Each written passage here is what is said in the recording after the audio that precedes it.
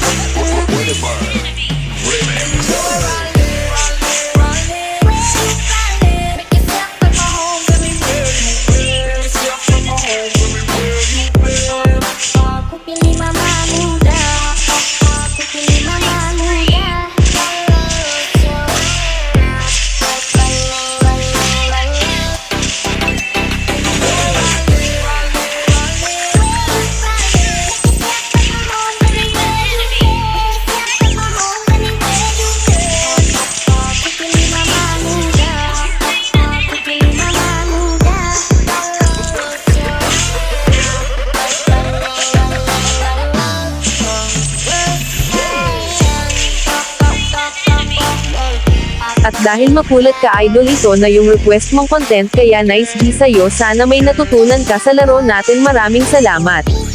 Kung di ka pa nakapag-follow sa aking page, follow mo na lang, nahiya ka pa